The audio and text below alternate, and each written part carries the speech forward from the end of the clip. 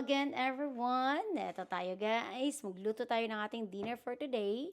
So again, craving yung aking asawa ng squash soup.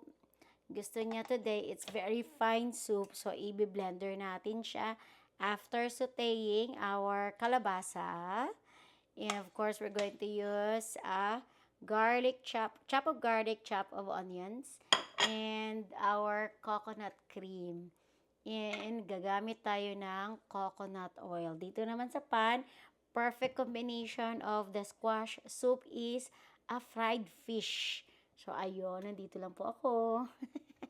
So, lagay tayo ng konting oil uh, sa ating pan para sa ating squash soup. Ayan. Dito naman, natulog po yung aking coconut oil. Mag-fry tayo ng pampano fish dito. Yes, meron akong ditong dessert na nagawa. Delicacies is our cassava cake. Ay, nako na lang, perfect. O, diba? Sala, luto tayo, guys. Kailan tayo ng garlic dyan. Buyas. Isotay na naman yung ating kalabasa. Gagamiting pepper na naman. Garlic powder. Ang rock salt dyan. Takpan lang natin saglit. Siguro mga 3 minutes. Lagyan natin ng tubig. Konti. Tanako, eto. Ang malaking pampano.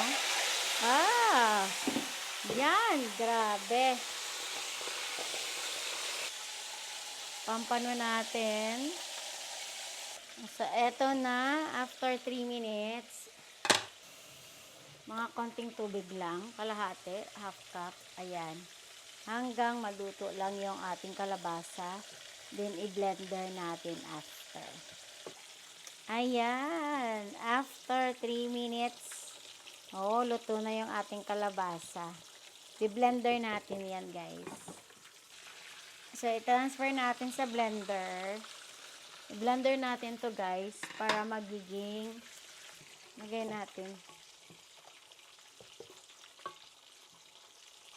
Ayan. So, na i-blender para ano daw, para pinong-pino talaga. Ayan. Coconut cream.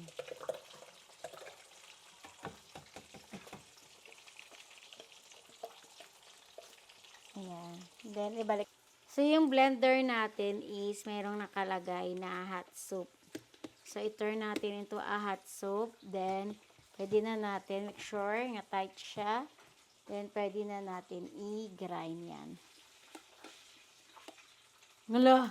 Takot ako Hindi pa pala na-on. Dito pala yung on. Ayan, on na siya.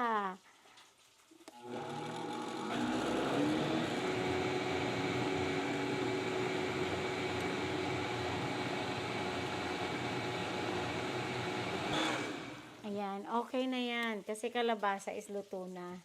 O, diba? Unplug.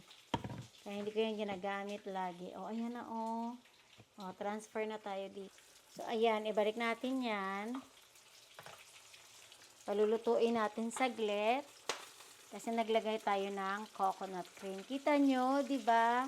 Napakapinong-pino niya. O, soup na supas talaga siya. Ang laki niya. Hindi kita kaya. Diba? Ang laki. Kailangan talaga is, ayan siya, Tara, transfer natin yan. Grabe. Isang ano siya talaga, lalagyan. Tikman na natin to kung tama lang ang lasa. Tikman natin yung ating squash soup.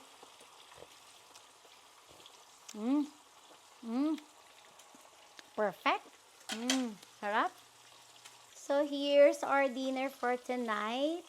Squash soup or lutik na kalabasa. And fried big pampano. Eto pa yung isa. And hindi kumpleto ang dinner kapag walang dessert ng makapuno kasaba cake. Ayan, coming soon na yung dinner. Kain tayo, everyone. Okay, he's gonna do taste. Version 2.0. Yeah. Yes, I do blender. There you go. It's hot. Now, what it is like? Mm. Missing something? No, it's really good. Are you sure? Be Yeah, of course. honest. I did not put oregano, dried oregano leaves. Last time I put oregano and cayenne, a little spice. Cayenne. Is that okay? It's very good. Okay, It's thanks. just hot because of the blender. So, eto na lang guys ang natirang garlic rice ko. And then, it's time to taste test our... Nilagay ko na yung isda ko dyan. Kasi perfect combination yan.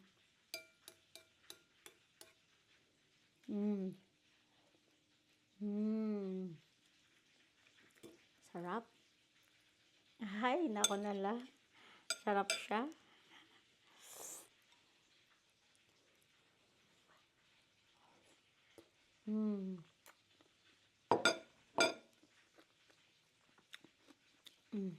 Perfect.